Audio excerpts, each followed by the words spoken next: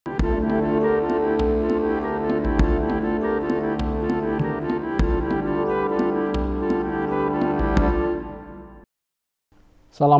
warahmatullahi wabarakatuh. Berjumpa kembali dengan catatan Syafiq Hasim. Kementerian yang dipimpin oleh Mas Menteri Nadiem Makarim akan meluncurkan peta jalan pendidikan 2035 dan langsung menuai reaksi pro kontra di publik.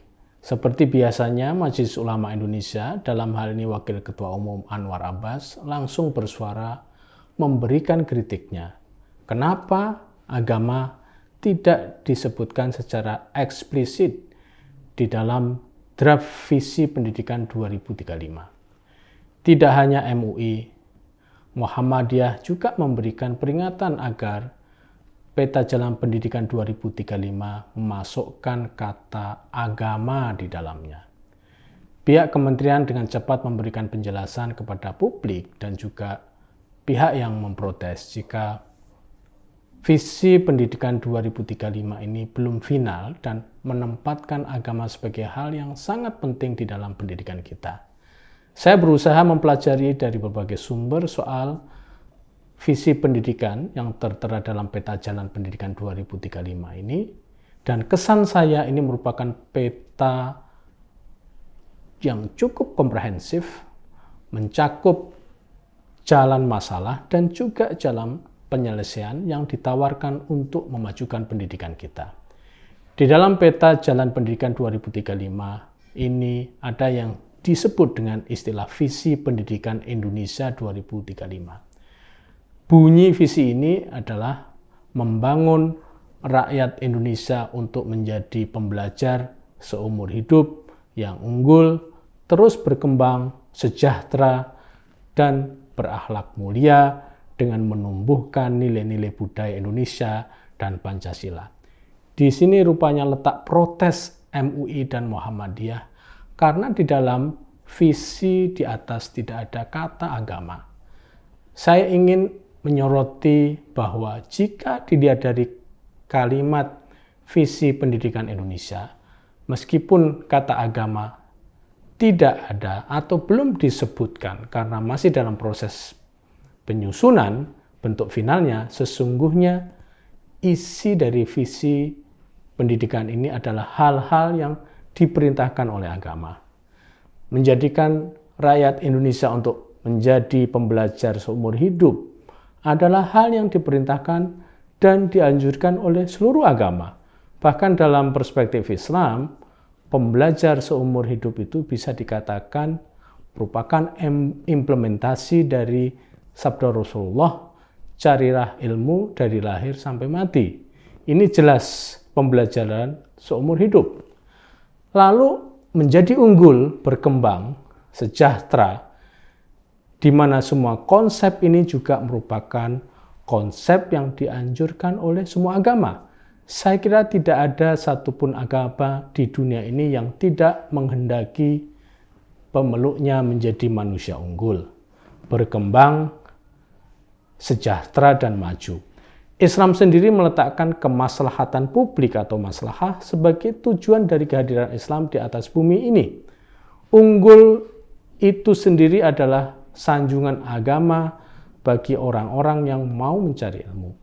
Mereka yang mau mencari ilmu akan diangkat derajatnya. Selanjutnya, frasa berakhlak mulia dengan menumbuhkan nilai-nilai budaya Indonesia dan Pancasila jelas merepresentasikan makna agama yang mendalam. Bayangkan rangkaian kata berakhlak mulia. Tidak ada kesan lain bagi ungkapan ini kecuali ungkapan agama belaka. Kata berakhlak adalah serapan bahasa Arab, artinya perilaku. Dalam bahasa umum, akhlak sering dimaknai sebagai perilaku atau tata laku yang baik. Berakhlak yang mulia berarti bertata laku yang luhur, tidak rendah. Rasulullah diutus kepada kita tidak lain adalah untuk menyempurnakan kemuliaan-kemuliaan tata laku manusia. Diutamima makarimal akhlak. Dengan kata lain, visi pendidikan 2035 ini pada dasarnya ikut mewujudkan visi Rasulullah. Jika demikian halnya, mana sesungguhnya yang bukan dari agama itu. Kemudian, nilai-nilai budaya dan Pancasila ini justru merupakan ungkapan yang sangat melandingkan agama dalam kehidupan kemanusiaan yang nyata. Kita tahu bahwa agama itu berpengaruh pada produksi budaya, muntij ats-tsaqafi dalam bahasa Arabnya, dan juga berdialog dengan budaya, muntaj ats-tsaqafi. Baik nilai-nilai budaya dan Pancasila, semuanya merupakan pengaruh dari agama. Pertanyaan kita, mana yang lebih utama? Apakah agama disebutkan namun tidak diperinci detailnya, atau detail agama yang disebutkan namun kata agama itu sendiri tidak disebutkan? Karena semuanya adalah agama itu sendiri. Saya secara pribadi memandang isi visi pendidikan 2035 dari mulai frase pembuka, tengah, dan sampai akhir pada intinya adalah perintah dan tujuan agama. Maka konstruksi visi pendidikan 2035 menurut saya sudah cukup. Bahkan soal keberadaan agama di dalam visi pendidikan 2035 itu diperjelas lagi dengan kalimat selanjutnya. SDM yang unggul merupakan pelajar sepanjang hayat yang memiliki kompetensi global dan berperilaku sesuai dengan nilai-nilai Pancasila. Nilai-nilai Pancasila itu jelas isinya adalah nilai-nilai agamis, karena di dalam Pancasila ada sila ketuhanan yang Maha Esa. Bagaimana kita bisa mengatakan tidak ada agama di sana? Sementara di dalam draftnya ada nilai-nilai Pancasila, dan nilai-nilai Pancasila adalah nilai-nilai yang diilhami oleh agama. Saya teringat dengan slogan pendidikan pada zaman Presiden Habibie. Presiden Habibie sering mengatakan kemajuan pendidikan, ilmu pengetahuan, dan teknologi Indonesia harus selaras dengan imtak, artinya iman dan takwa.